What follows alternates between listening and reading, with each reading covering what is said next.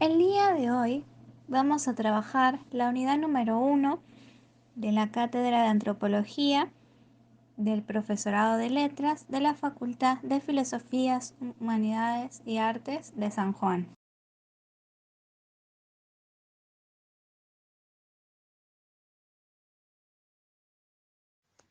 Bueno, ¿qué es lo que es la antropología? Es el estudio de la otredad cultural o alteridad cultural, teniendo como objeto cualquier aspecto de la realidad social, siempre y cuando sea estudiado desde un otro, ya que la antropología no me permite estudiar una cultura a través de un nuestro. También es una ciencia social, aunque cabe destacar que no hay una característica única que diferencia la antropología de otra ciencia social, como la política o la sociología, sino que comparten el mismo objeto de estudio. Podemos decir que la antropología estudia las semejanzas y diferencias de las diferentes culturas de la continuidad y del cambio cultural en el tiempo. Tiene un carácter global y comparativo. Hablamos de un carácter global debido a que ninguna cultura o raza es dejada de lado al momento de investigar. Y también decimos que tiene un carácter comparativo, ya que todo dato adquirido en una investigación será analizado y comparado con datos de investigaciones anteriores. Ahora bien, debido a los distintos temas que la antropología estudia, posee diferentes ramas para abordarlos. Cada una se centra en distintos aspectos de la experiencia humana. Según Harris, la antropología tiene 4 ramas. En primer lugar, nos encontramos con la antropología biológica o física. Surge a partir del siglo XVIII con los primeros antropólogos, los cuales se preguntan por las primeras culturas, como también el origen de la humanidad, y se van a encargar de la observación. Surge también la cuestión de las razas y la clasificación racial, en donde se hace una descripción y clasificación de las diferencias físicas, entendidas en términos de razas humanas. Cabe destacar que la clasificación racial dependía del color de piel. En segundo lugar, tenemos la arqueología, que surge porque los antropólogos querían estudiar las sociedades ya desaparecidas, lo que hace reconstruir el pasado a través de los objetos materiales. En un tercer lugar, nos encontramos con la lingüística antropológica, la cual estudia la gran diversidad de lenguas habladas por los seres humanos. Lo que hace es reconstruir la historia de las lenguas y de las familias lingüísticas. También se interesa por la forma en que el lenguaje influye y es influido por otros aspectos de la vida humana. En cuarto lugar, tenemos a la antropología cultural, la cual buscaba la reconstrucción comparativa de historias particulares, es decir, que buscaba algún nativo cultural que poseyera las características de la comunidad. Y por último, en quinto lugar, tenemos a la antropología social, la cual privilegiaba a la organización social y a las relaciones sociales. Lo que busca es desentrañar los mecanismos de equilibrio e integración de funcionamientos sociales, es decir, el cómo funciona cada uno de los objetos culturales dentro del sistema social.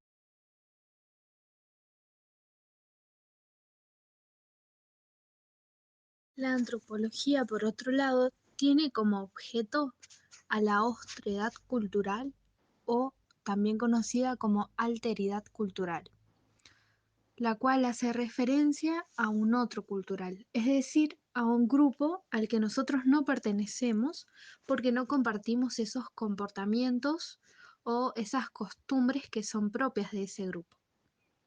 ¿Qué es lo que me impulsa a mí a querer ingresar a un mundo distinto del mío, a querer saber por el otro? Podemos decir que lo que me impulsa a mí para querer conocer lo diferente es el asombro, la curiosidad, la desigualdad, etc., ya que siempre hubo un interés por conocer aquello que es diferente a mí. Para poder entender la cultura del otro, primero, el antropólogo debe tener una serie de conocimientos básicos en torno a la cultura. Esto es el qué es, el cómo se transmite y el cómo se describe. En palabras de Harris, la cultura consiste en las formas de pensar, sentir y actuar socialmente adquiridas de los miembros de una determinada sociedad. ¿Cómo se transmite la cultura? La cultura se transmite a través de lo que se conoce como endoculturación o difusión. La endoculturación consiste en el aprendizaje generacional, el cual permite la adopción de modos de pensar y comportarse tradicionalmente.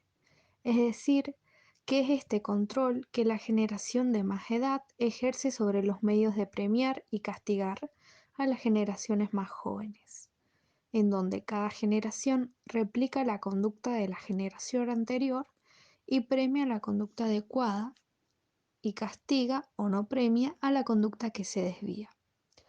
Cabe destacar que hay una limitación en el concepto de endoculturación, ya que ésta no puede explicar una parte considerable de los estilos de vida, es decir, la brecha generacional, en donde vemos una diferencia enorme entre una generación a otra.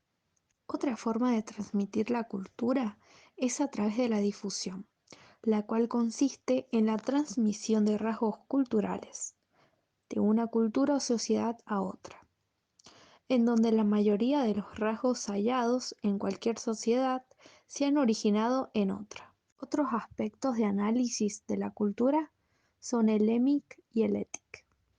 El EMIC es el análisis que toma la perspectiva de los propios participantes o nativos, por el cual los observadores emplean conceptos y distinciones que son significativos y apropiados para los participantes.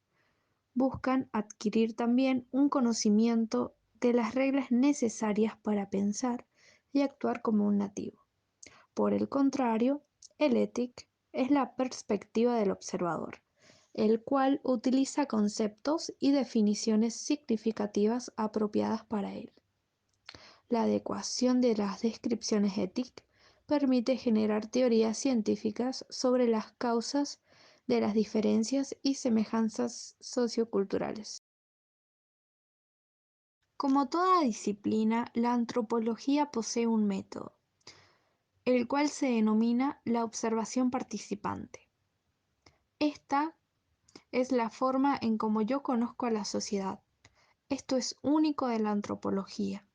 Los antropólogos deben observar y participar literalmente, también trasladarse al lugar de origen que quieren estudiar y tienen como objetivo transformarse en un nativo cultural.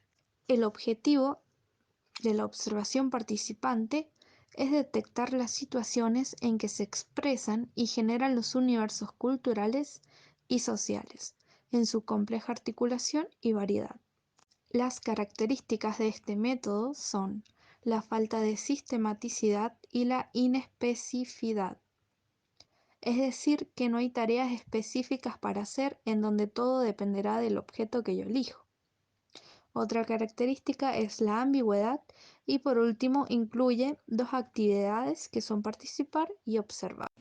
El trabajo de campo antropológico, que es en donde el antropólogo va a utilizar este método de trabajo, se caracteriza por dos rasgos icónicos que lo diferencian de los trabajos de campo realizados en las otras ciencias sociales.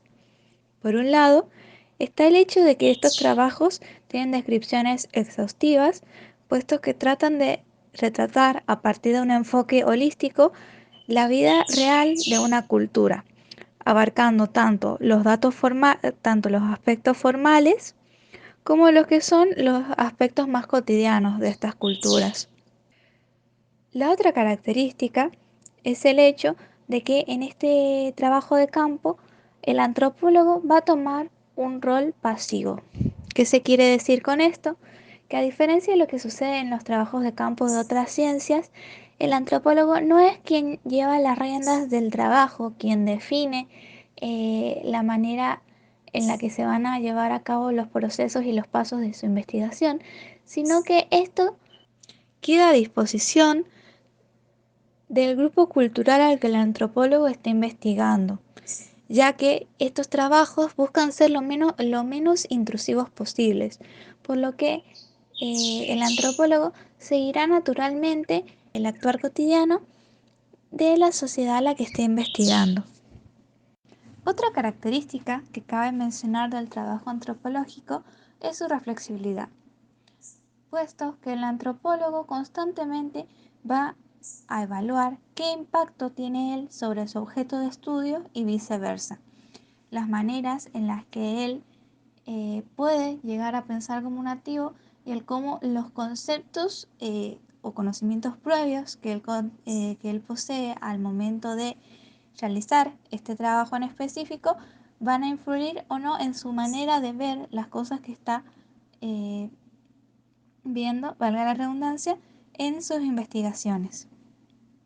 Este trabajo de campo puede ser abordado desde distintos enfoques, pero siempre el antropólogo debe tener como prioridad el trabajar de la manera menos intrusiva posible, con la finalidad de obtener datos que reflejen, como hemos mencionado anteriormente, la realidad más exacta del día a día de su objeto de estudio.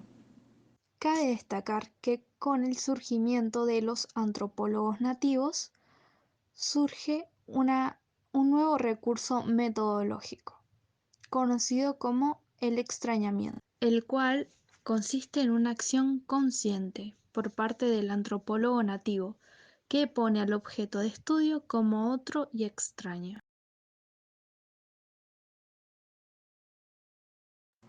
En palabras de Boivin, la antropología que conocemos a día de hoy es fruto de una construcción que ha ido sucediendo a lo largo del tiempo, fruto de múltiples procesos históricos. Pero hay tres de ellos que son los más importantes. El primero es el del siglo XIX, el segundo, que es a partir del periodo de entreguerras, o sea, la Primera y la Segunda Guerra Mundial, y el tercero, que transcurre entre las décadas de 1950 y 1960, al cual se le denomina el periodo post Segunda Guerra Mundial. Este primer periodo de tiempo, ambientado durante la Revolución Industrial y el imperialismo colonial, se caracterizaba por la división global fruto de los deseos de las potencias mundiales, es decir, de países como Francia, Alemania, Estados Unidos, Japón, Países Bajos, Reino Unido y Bélgica, quienes deseaban ampliar no solo su poder económico y sus dominios, sino también encontrar mano de obra barata, nuevas materias primas y nuevas zonas de comercio. El imperialismo tuvo peso tanto económico como político, ya que no solo produjo la economía global, sino que permitió la conexión entre las zonas remotas y las zonas metropolitanas. En este periodo histórico, las ciencias estaban subordinadas a estos intereses, ya que las potencias no solo eran las más desarrolladas industrialmente, sino también a nivel científico. Y la antropología, que era una ciencia que en este periodo de tiempo recién se estaba formalizando, no fue la excepción, y no fue la excepción, pues tuvo uno de los papeles más importantes, ya que era la encargada de explicar estas nuevas sociedades, pues en este periodo de tiempo el acercamiento que se daba, puesto que no era la primera vez que Occidente, o bueno, más Occidente, estas potencias occidentales entraban en contacto con estas nuevas culturas, pero sí era la primera vez que ya con esta consolidación de las ciencias, tanto duras como sociales, era la primera vez que se trataba de buscar una explicación de las diferencias que se daban entre lo que era la sociedad europea, que era vista como la más desarrollada, la más culta, con estas nuevas sociedades que tenían muchas diferencias.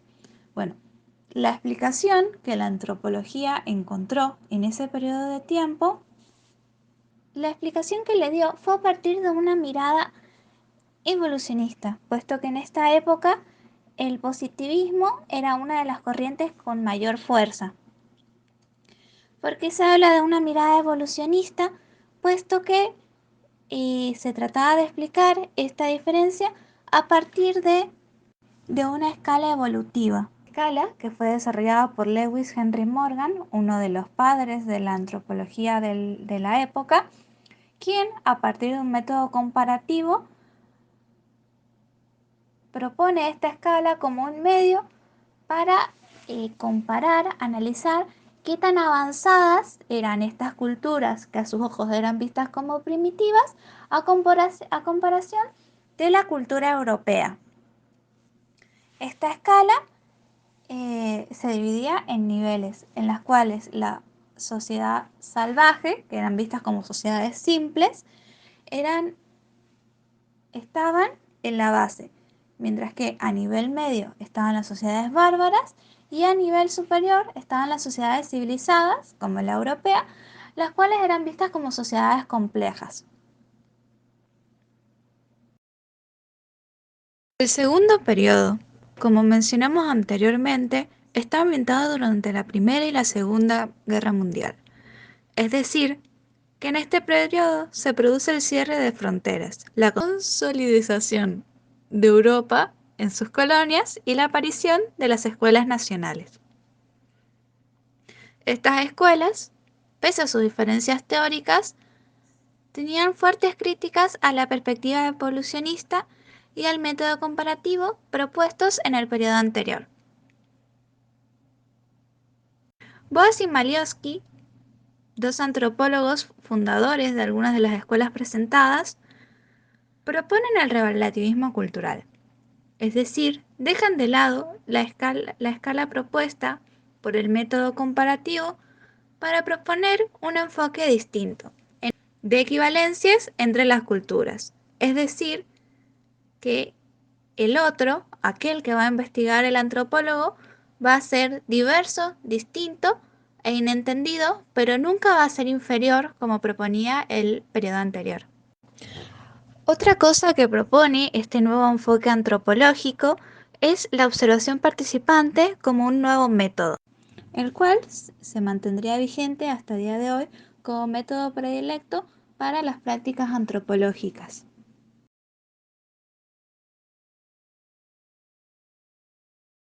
El último periodo del que hablaremos hoy es el que comienza a mediados del siglo XX. Este periodo es uno de transformaciones relacionadas tanto con su objeto de estudio como en la manera en que se llevan a cabo sus prácticas.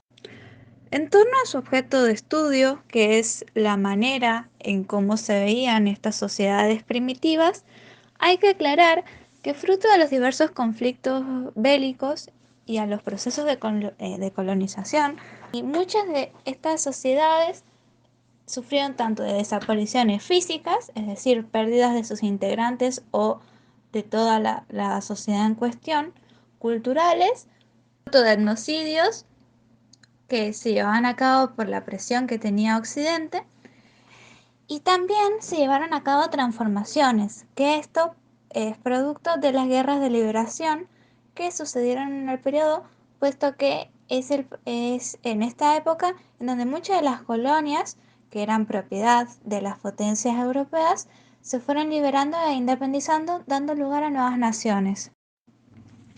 Fruto de estas transformaciones que mencionamos anteriormente, también se produjo un cambio en las prácticas antropológicas, puesto que debían de mirar su objeto de estudio de manera distinta y a partir de esa mirada distinta saber cómo abordarlo. Producto de estas desapariciones, ya sea de genocidios, etnocidios o transformaciones que iban sufriendo estos pueblos que en la época se seguían viendo como primitivos, se produjo, por un lado, una antropología de salvataje, que es decir, algunos de los antropólogos decidieron seguir manteniendo sus prácticas antropológicas tal cual y siguieron manteniendo este enfoque en las sociedades primitivas, lo que provocó que siguieran utilizando los mismos métodos de trabajo y de estudio. Después estaba el quehacer antropológico, el cual fue propuesto por Levi-Strauss, fundador de la antropología estructuralista. Propuso el quehacer antropológico a partir de un modelo teórico de sociedad en el cual él proponía que siguiendo este modelo se podrían encontrar lo que serían rasgos comunes o prototípicos presentes en todas las sociedades y que este era resultado de trabajar con una ciencia general del pensamiento, o que podría ser visto de otra manera como una gramática del pensamiento. Es a partir de esto que Levi-Strauss propone un método antropológico de 3 pasos. El primero es la etnografía, que es en el cual el antropólogo describe y analiza una cultura. El segundo es la etnología, en el cual, una vez descritas y analizadas varias culturas, el antropólogo compara los datos adquiridos para interpretar y explicar su diversidad. Y por último, el tercero es la antropología estructural, en donde el antropólogo elabora modelos formales en base a estructuras constantes y comunes de las culturas previamente analizadas.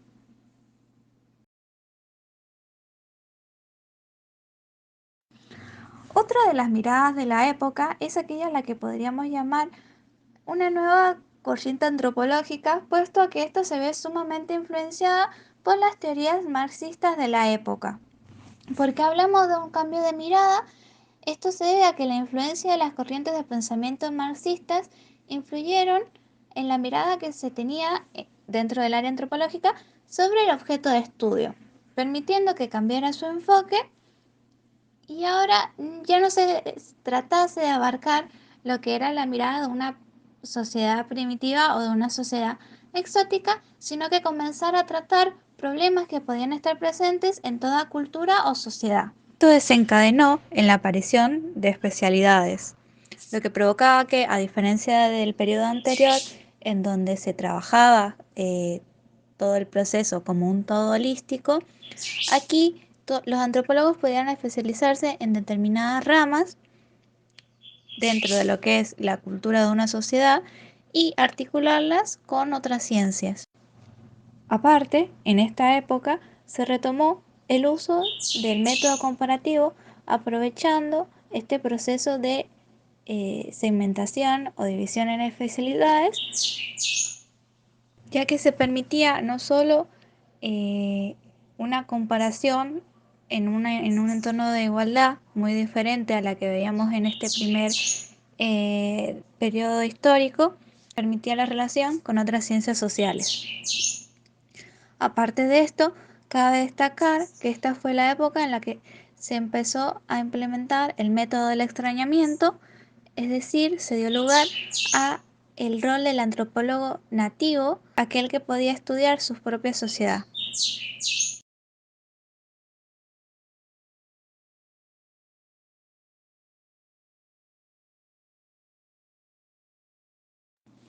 Con esto finalizamos el video y agradecemos profundamente su tiempo. Muchísimas gracias.